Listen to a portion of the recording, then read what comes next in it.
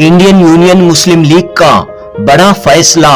Karnataka assembly election में Indian union मुस्लिम league Congress party को support करेगी। तमाम 224 असेंबली हलकों में आईयूएमएल कांग्रेस के उम्मीदवारों की तायद करेगी। बेंगलुरु में आईयूएमएल के रियासती सदर एन जावेदुल्ला का बड़ा बयान।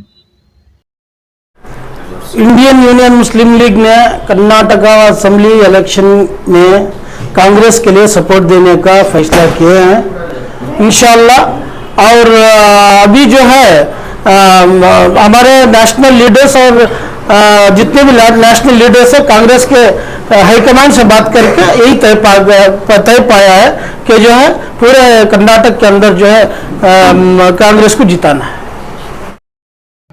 बेंगलुरु के आरटी नगर में इंडियन यूनियन मुस्लिम लीग के दफ्तर में आज बतारीख 29 अप्रैल बरोज हफ्ता एक अहम मीटिंग मुनक्कद हुई। इस मीटिंग में आईयूएमएल के अहदेदारों ने शिरकत की। एन जावेदुल्ला की सदारत में हुई इस मीटिंग के बाद आईयूएमएल ने ये ऐलान किया कि इस मर्तबा मुस्लिम लीग कांग्रेस पार्टी की मुकम्मल तौर पर तायद करेगी। एन जावेदुल्ला ने कहा कि मौजूदा सियासी समाजी हालात के पेश नजर आईयूएमएल ने ये फैसला लिया है। एन जावेदुल्ला ने कहा कि मुस्लिम लीग ने कर्नाटक के चंद असेंबली हलकों में इलेक्शन लड़ने का फैसला लिया था, लेकिन हालात को देखते हुए सेक्युलर वोटों की तकसीम को रोकने के लिए आईयूएमएल ने कहीं भी अपने उम्मीदवार खड़े नहीं किए, लेकिन कांग्रेस पार्टी को खुलकर सपोर्ट करने का तायद करने का फैसला लिया है। एन जावेदुल्ला ने कहा कि जेडीएस, एसडीपीआई, बीएसपी, आम आदमी पार्टी इस तरह की पार्टियां वोटों को तकसीम करेंगी, लिहाजा लोग होशियार रहें, बेदार रहें। जुनूबी न्यूज की रिपोर्ट। यानी कि आप चाह रहे हैं कि सिर्फ कांग्रेस और बीजेपी रहें, दूसरे पार्टियां नहीं रहें? बीजेपी भी ला रहा है, बीजेपी को हम हराना चाहते हैं। हाँ। सबसे पहले हम लोग बीजेपी से मुकाबला है, क्योंकि कांग्रेस के बाद बीजेपी का दूसरा नंबर आता है।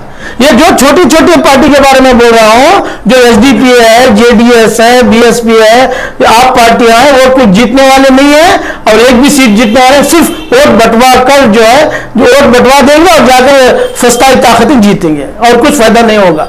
सब ऐसा नहीं होता है कि भाई 224 हलके हैं कर्नाटक में, एक ही पार्टी 224 नहीं जीत सकती, तो ये तो डिवाइड होना ही है। कौन से कह रहे हैं कि तो इसीलिए आज का सर्वे के अंदर ये कहा जाता है, इवन इंटेलिजेंस का भी सर्वे आया है कि उस सर्वे के अंदर party number 1 Congress, party number 2 BJP, party number 3 JDS, ये तीन पार्टियों के अंदर मुकाबला हो सकता है। जी बताइए साहब, इंडियन यूनियन मुस्लिम लीग ने कर्नाटक असेंबली इलेक्शंस के लिए क्या फैसला लिया है? इंडियन यूनियन मुस्लिम लीग ने कर्नाटका असेंबली इलेक्शन में कांग्रेस के लिए सपोर्ट देने का फैसला किए हैं। हमारे नेशनल जनरल सेक्रेटरी जनाब पुन्नाली कुट्टी साहब ने लास्ट टाइम कांग्रेस के लीडरों से मिलकर जो है आईयूएमएल से और कांग्रेस से अलायंसेस किए हैं। किस बुनियाद पर अलायंस हुआ? अलायंसेस हमारा ये अभी अलायंसेस पहले से भी है, अभी इस इलेक्शन में इस बुनियाद पर हुआ है कि आईयूएमएल जो है हर डिस्ट्रिक्ट के अंदर जो है कांग्रेस को सपोर्ट दे और कैनवस करें और कांग्रेस को जिताएं। और जो है और ये कांग्रेस के साथ हमारा अलायंसेस इस बुनियाद पर हुआ है कि जब कांग्रेस इख्तियार पर आएगी तो उसके मुताबिक जो है इंडियन यूनियन मुस्लिम लीग को जो है आने वाले कॉरपोरेशन इलेक्शनों के अंदर और म्युनिसिपैलिटी के इलेक्शनों के अंदर भी जो है और कांग्रेस के साथ हमारा अलायंसेस होगा और जो है सीट बंटवारा करके हम इलेक्शन लड़ेंगे कॉरपोरेशन का। यानी कि ये अलायंस जो है कॉरपोरेशन इलेक्शन में होगा जरूर इंशाल्लाह। और अभी जो है हमारे नेशनल लीडर्स और जितने भी नेशनल लीडर्स है कांग्रेस के हाईकमान से बात करके यही तय पाया है कि जो है पूरे कर्नाटक के अंदर जो है कांग्रेस को जिताना है। क्या कर्नाटक के जो स्टेट प्रेसिडेंट हैं, केपीसीसी के state president DK Shivakumar, opposition leader Siddaramaiah, क्या उनसे बातचीत हुई है? नहीं, ये हमारे नेशनल लीडर्स ने हमारे नेशनल कांग्रेस लीडरों से बात हुई है। राहुल गांधी साहब से, वेणुगोपाल साहब से और जो है DK साहब से भी शायद हुई होगी, मुझे इसकी बात की इतला नहीं है। तो अभी फिर आने वाले हैं 1 तारीख को हमारे नेशनल जनरल सेक्रेटरी कुन्याली कुट्टी साहब बेंगलुरु तशरीफ ला रहे हैं, उस मरतबा भी इंशाल्लाह हमारे स्टेट के कांग्रेस के लीडरों से बातचीत होगी। जाहिर सी बात है कि आपका ये फैसला जो है JDS के लिए नुकसानदायक साबित होगा। JDS इस फैसले से नाराज होगी। हाँ, JDS तो इख्तियार पर आने के इस पे नहीं है ना। वो इख्तियार पर अगर जो पार्टी इख्तियार पर आने का जितने सीट जीतने वाली है तो वो जो है पार्टी फिक्र करना है। JDS तो इख्तियार पर अपने खुद इख्तियार पर नहीं आएगी क्योंकि उतने सीट उनके नहीं जीतेंगे। लेकिन यहाँ पर हम देखते हैं कि कर्नाटक में ऐसे कई हलके हैं जहाँ पर कांग्रेस उम्मीदवार नहीं जीत सकते, सिर्फ JDS के उम्मीदवार कामयाब होते हुए आए हैं। तो क्या ऐसे हलकों में भी आप कांग्रेस का सपोर्ट करें? देखिए, इस बार हम लोग एक कोशिश कर रहे हैं कि जहाँ पर भी जो उम्मीदवार अगर जीतने का लायक हो, अगर वो मुसलमान हो, अगर कांग्रेस का भी दूसरे कास्ट का भी कांग्रेस का हो, अगर वो जीतने वाला हो तो उसको जो है हम लोग जिताना है। अगर जो हारने का कैंडिडेट है उसको वोट डालकर जो है हमारे वोट बेकार करना नहीं चाहते। यानी कि चाहे वो JDS पार्टी का भी हो, JDS का पार्टी को हम लोग नहीं करेंगे क्योंकि कांग्रेस की पार्टी को करेंगे, JDS से नहीं करेंगे क्योंकि JDS जीती ही नहीं है। JDS का सवाल ही नहीं होता कि क्योंकि JDS इख्तियार पर आएगी नहीं और हमने उनसे जो है अलायंस नहीं किया है। JDS के रियासती सदर CM इब्राहिम आपके करीबी रहे हैं, आपके खास ताल्लुकात रहे हैं, तो ऐसे मौके पर कैसे फैसला लिया गया है? वो देखिए, दोस्ती अलग चीज़ है, दोस्ती अलग चीज़ है और जो सियासी अलग चीज़ है। दोस्ती भी सियासी में हम लोग ये नहीं कर सकते ना। अगर वो JDS में है, मैं AML में, हमारा आइडियोलॉजी अलग, उनके पार्टी का आइडियोलॉजी अलग है। कम से कम दोस्ती के लिहाज से बातचीत तो हो सकती थी। नहीं, बातचीत तो वो तैयार थे हमको सीट बंटवारा देने के लिए, अलायंसेस देने के लिए।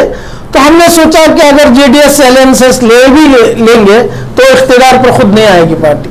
अभी नंबर 1 पे जो आएगी इख्तियार पर आने वाली पार्टी सिर्फ कांग्रेस का है। जो सेमी फाइनल जो सर्वे हुआ है उस सर्वे के मुताबिक जो है 150 सीट तक कांग्रेस आएगी और JDS से हम लोग अलायंस करने का कुछ मतलब ही नहीं होता। कुछ शराइत या कंडीशंस आपने रखे हैं इस अलायंस के लिए कांग्रेस के साथ? नहीं, हमारा तो कांग्रेस से बहुत सालों से हमारे नेशनल लीडरों ने UPA में अलायंसेस किया है, UDF में है। हमारे नेशनल लीडर्स ने बाकायदा उनसे बातचीत की है, वो हमारे नेशनल लीडर्स को पता है कि कंडीशंस रखे हैं। नहीं, विदाउट कंडीशन हमने सपोर्ट किए हैं, ऐसा कोई कंडीशन नहीं है। हाँ। तो मुकम्मल तौर पर आपका साथ जो है कांग्रेस पर होगा क्योंकि हम लोग इस बार इसलिए कंडीशन में रखे हैं क्योंकि आजकल का माहौल जो हिंदुस्तान के अंदर चल रहा है, पर्टिकुलरली खुसूसन जो कर्नाटक के अंदर जो हालात आजकल हैं, जो मुसलमानों पर जो हालात हैं, उन हालात का ख्याल रखते हुए हम कोई कंडीशन नहीं डाले हैं। हमको एक सेकुलर हुकूमत आना है, जो सेकुलर हुकूमत मुसलमानों का और माइनॉरिटीज का जो है वो खुद दिला सके। इससे पहले आपने ऐलान किया था कि इंडियन यूनियन मुस्लिम लीग से चंद उम्मीदवार खड़े किए जाएंगे इलेक्शन में, तो क्यों नहीं आपने कैंडिडेट ठहरा किया? हाँ, हम लोग ने सोचा था, लेकिन माहौल ऐसा हो गया है कि अगर हम खड़ भी जाएंगे तो वोट बढ़ जाएंगे, उससे कुछ फायदा नहीं होता है और फिर जाकर फस्ताई ताकतें जीतेंगे, हमारे वोट बढ़ जाकर। इसलिए आपके मीडिया के जरिए मैं ये भी अभी कहना चाहता हूँ कि आज का माहौल, इलेक्शन का जो माहौल चल रहा है वो अफसोसनाक है और जो फस्ताई ताकतें ऐसे तरीके इस्तेमाल कर रहे हैं कि सेकुलर हुकूमत ना है कर्नाटक के अंदर, जो BJP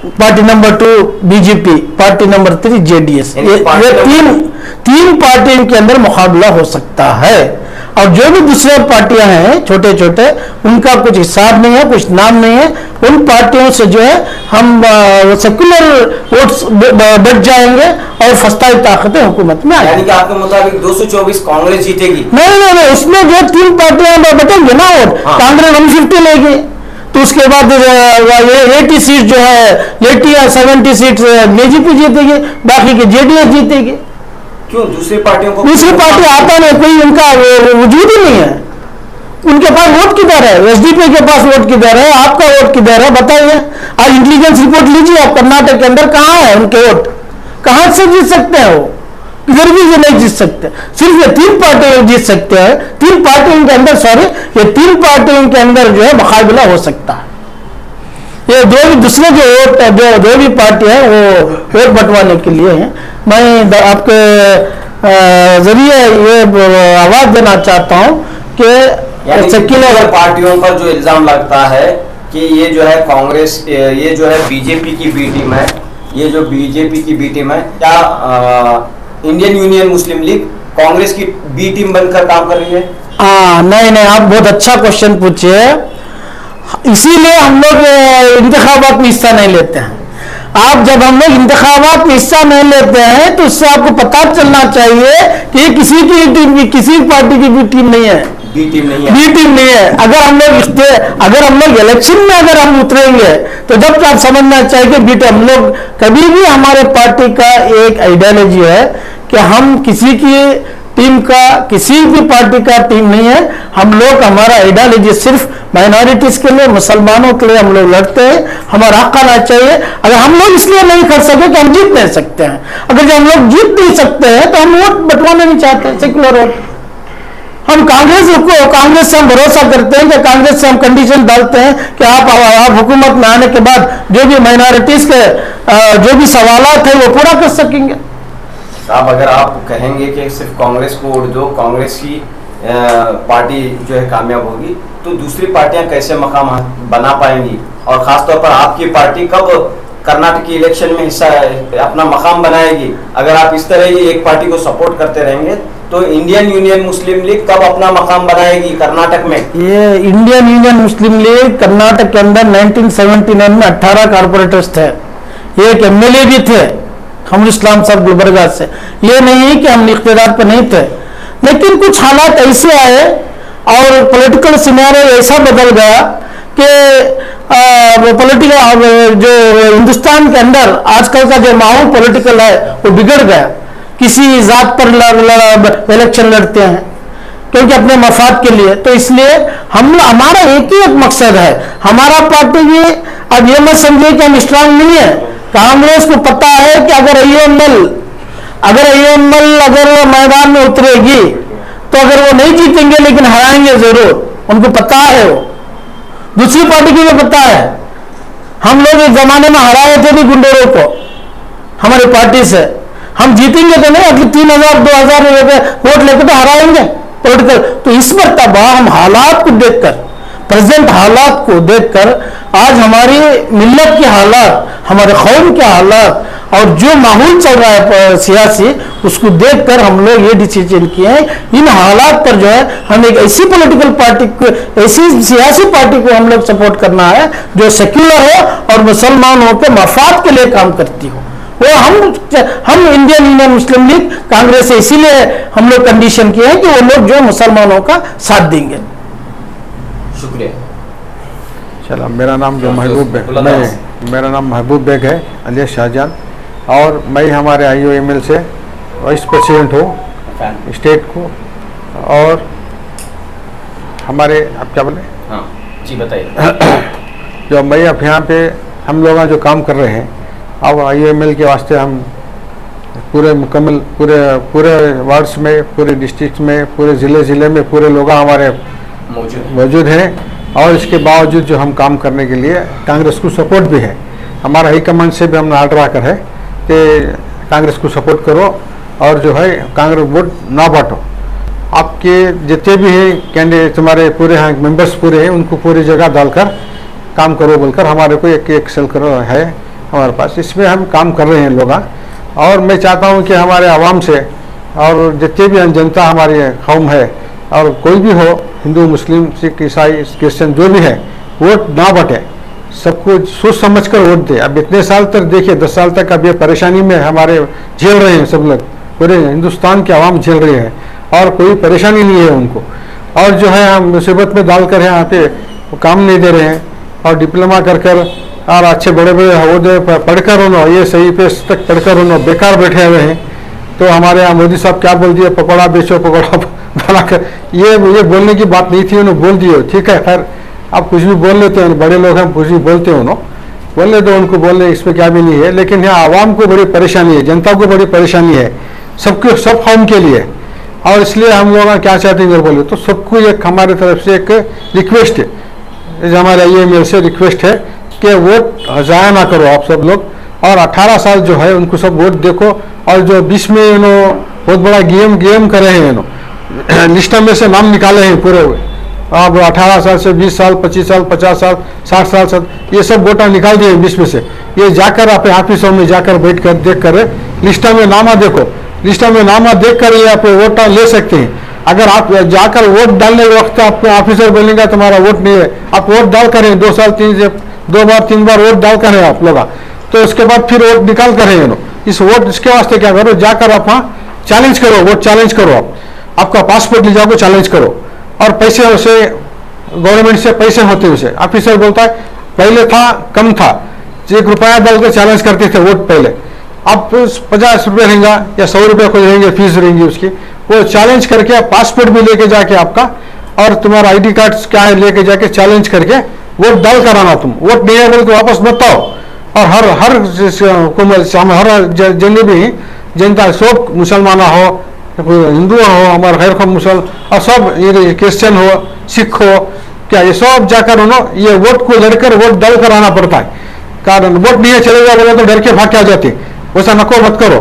और वहाँ जो कौन रहते हैं वहाँ बैठ कर ऑफिसर जो बैठ कर रहती है बूथ ऑफिस में, और उनको बोलो भाई हमारा वोट है, हमने 2 बार डाली वोट, देखो हमारे पास है ID कार्ड सब है, अब वोट निकाल कर है हमारा वोट हक है हमारा दो। और किसे क्या होना हमें ऐसे कर सकती है हमें, और किसका भी तुम्हारे को हमारा ये होना रहा तो उनको आजू बाजू वाले से हमें उनका ये लेकर देते हैं हमें, ये हक है हमारा वोट, वो वोट को ज़ाया ना करो और वोट बेचो लोगों। वोट बेचे तो परेशानी आती है, 1000 2000 5000 में बेच दिए तो समझो वो कितने महीने खाएंगे, 2 महीने खाएंगे पैसे, वो 3 महीने खाएंगे। अगर दूसरा बीजेपी का उस जगह पे आ गया बोलो तो ये लोग कर रहे हैं काम ऐसा अभी नो। इसके वास्ते मैं चाहता हूँ कि पूरे आवाम से पूरी जनता से जो मेरी रिक्वेस्ट है मेरी, वोट बेचो नो को। और तुम्हें वोट 5000 को बेचे तो समझो महीने में कितने आ गए, 1 रुपया 2 रुपया हो गए उसके, तो 5 साल उन्हें MLA हुकूमत करता है। 5 साल के बाद जो है हमारे है सोच परेशानी, इसका और परेशानी आ जाती है।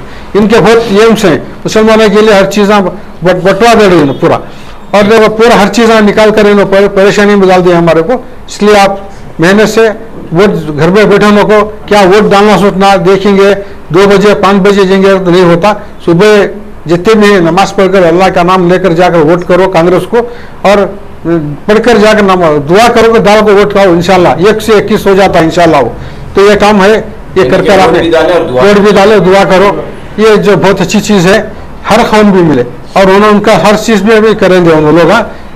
हमारे क्रिश्चियन लोग भी है वो भी जाकर कर आंदे, वो मैं यही चाहता हूँ। वो कांग्रेस वाले जीत कर दूसरे पार्टी में चले जाते हैं, वो इस बार तो नहीं होगा ऐसा इंशाल्लाह। वो बहुत ये कर हैं, नहीं जाएगा वैसा वो। अब तो बहुत परेशानी में गए, दूसरे परेशानी में गए पहले से, अब ऐसा काम करेंगे बोले तो फिर नेक्स्ट बार कांग्रेस वाले आपको हमें नहीं जाते अब कहीं पर नहीं बोलेंगे। लेकिन आवाम को मालूम है, आवाम भी देख कर वोट दे रहे हैं MLA कौन है कांग्रेस के बोल के, और भरोसा कर दे रहे हैं आप कांग्रेस को। अब इस बार ऐसा काम हुआ बोले तो नेक्स्ट बार और परेशानी आ जाती है, मुसीबत में आ जाती है, 24 में और परेशानी आ जाती है। इसलिए आप सब लोग सोच समझ कर वोट करें, आप सब लोग नौजवान भी वोट करें, और सब जाकर मेरी मेहरबानी है, मैं चाह लेता हूँ आपसे। अच्छा शुक्रिया, अस्सलाम वालेकुम जी। अस्सलाम वालेकुम रहमतुल्लाहि व बरकातहू। मेरा नाम मोहम्मद रियाज है, IML का स्टेट सेक्रेटरी। आज के हालात जो देख रहे हैं हमें, जैसा कि आज रिजर्वेशन का मसला, बहुत सारे हालात से बहुत मुस्लिम वाइस में देखे तो कम्युनिटी वाइस में, और हर कौम के हालात देखे तो परेशानी 600, एक तो मेडिकल में, एक तो एजुकेशन में, एक तो एम्प्लॉयमेंट में, ये तीन के ऊपर फोकस करें तो मुद्दे के ऊपर हर इंसान का घर में बेरोजगारी ज्यादा है, हालात ऐसे गुजर रही ताकि परेशानी से इंसान मजबूर है, तो ये मजबूरी से बाहर आना हमारे कौम। कई को तो आज की कम्युनिटी नहीं डिवाइड करना, ये कम्युनिटी डिवाइड करे तो क्या होते हैं, ये कौम गलबे होते हैं, यानी लड़ाइयाँ होती हैं, झगड़े होते हैं, फसादा होते हैं, किसका भी फायदा नहीं होता इसके अंदर। आगे जाकर फायदा होना का तो हमें एक पार्टी लेके आना, सेक्युलर होना, ताकि सबको अच्छा सोचना, ताकि जो हमारे ऊपर फोकस में जो बोल रहा हूँ, एक आपको एजुकेशन, एम्प्लॉयमेंट और मेडिकल, ये हमारी गरीबी ज्यादा होगी इस हालत के अंदर। काम भी जो एनजीओ को जाके अप्रोच करते हैं या तो गवर्नमेंट में अप्रोच करते हैं, उनका क्या भी फायदा नहीं हो रहा है। तो ये पार्टी के अंदर ऑलरेडी अज्ञान देख रही हालात को समझना इंपॉर्टेंट है कि वोट कितनी कीमती है इंसान के लिए। आज हमें खाली बाता में और गप्पे मार ले हमारे मुसलमान नौजवान क्या हैं, खाली इन्हें इसे डालो उसे डालो को तज बोलते हैं, सिवा एजुकेशन नहीं है इसके अंदर, सियासी शऊर ने है, सियासी शऊर ने है कि ताकि सियासत में को बढ़ चढ़ को हिस्सा ले को इसके अंदर क्या करना, कैसा करना। अब बहुत सारे आती मीडिया के अंदर बोला होती हैं, चले जाती, मगर इसके अंदर फोकस कौन भी नहीं कर रही। बहुत सारे बातें आ रही आजकल मार्केट के अंदर, मगर बहुत सारे पार्टियां भी आ रही। जब बंटवारा हो जाता है, इनको समझ में नहीं आ रहा कि जब बंटने से क्या होती है आगे जाको, कौन है वो खरीद को आसानी से इस्तेमाल कर लेता पार्टी को, उसके बाद फिर 5 साल इनकी हालत क्या गुजरना है, फोकस कैसा होना है। तो इसके अंदर नौजवान, आजकल नौजवान इंपॉर्टेंट है। नौजवान हमारे आलिमा भी चढ़ को आना आगे, ठीक हो तो मेन उनसे राफ्ता होता हर कॉन्टेक्ट में, उनकी एक मशवरा लेती। इसीलिए हमें क्या बोलना चाहते हैं, ये फोकस ऑलरेडी जो हालात गुजरी, ये हालात नहीं ले लगाना, इसे कांग्रेस को एक वाहिद पार्टी को बना को इसके अंदर क्या क्या हमारे ज़रूरत हैं, मैनिफेस्टो क्या दे रही हो, उसके अंदर स्टडी करो, इसके अंदर ले को आगे बढ़ो। बहुत अच्छा। आपका नाम, प्रेसिडेंट साहब के नाम के साथ। जी, हमारे जो प्रेसिडेंट साहब जावेदुल्ला साहब जो कुछ बताएं, हम सब इनसे मुत्तफिक हैं and we agree to it. उन्होंने जो भी बोल रहे हैं उसके हिसाब से हमें लोग भी चल रहे हैं एंड अल्हम्दुलिल्लाह हमारा टीम वर्क इतना मजबूत है कि सब हर डिस्ट्रिक्ट से कर्नाटका स्टेट को जहाँ जहाँ पे भी हैं, हम लोग सारे मिलके वर्कआउट करने वाले हैं।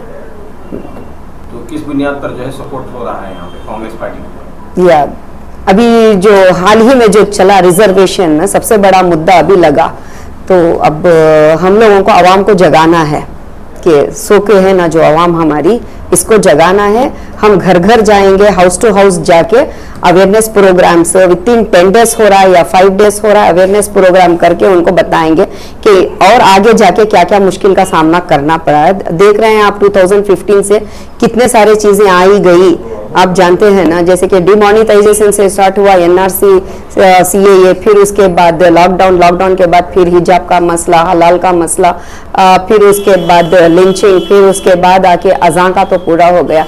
तो हमारी आवाम इतनी सोई है, हर चीज़ को कुर्बानी बोल के सब्र करके रह गए। जब अज़ान का आया तो भी हमारे लोग बेदारी नहीं हुए, जागे नहीं। एटलीस्ट अल्लाह के वास्ते अब तो भी जागो हमारा हक कॉन्स्टिट्यूशन में जो है वो लेने की, दिल से लड़ने की कोशिश करो, अपने ज़मीर को जगाओ। और जगाने के वास्ते हमें कांग्रेस के वास्ते चूज करी या करनी पड़े तो मेजॉरिटी में है कांग्रेस। अब हमारे 15 एमएलए को उन्होंने हमने सीट दे को ही 15 एमएलए कर्नाटका असेंबली में, कर्नाटका में जो आके हैं तो मुस्लिम एमएलए, तो इंशाल्लाह ये 15 के 15 मुस्लिम भी जीत के अगर तो हमारे असेंबली में आ गए तो हमारी बात रख सकते हैं कि जो बेदारी से हम गुजरे हैं उसको हम जाग के, पहला हमारा रिजर्वेशन का मसला, क्योंकि हमारे बच्चों का मुस्तकबिल उसमें है। अस्सलाम वालेकुम, मैं इशरतुन्निसा बात कर रही हूँ। मैं शुरू से भी जो भी मैं काम करी कांग्रेस से मिलकर काम करी, और मेरा जज्बा भी ये है कि कांग्रेस को इस बार ज़रूर जिताना। हर एक एरिया से कम चंद हमारे ऐसे लेडीज हैं और इलेक्शन के टाइम को वोट देने नहीं जाते, कहीं कुछ जरूरी क्या भी नहीं है ना, हम ना क्या कर को देखो ही कर को, मगर हमने ये नहीं पता है कि हमारा वोट बहुत कीमती है, हर जगह भी कीमती है।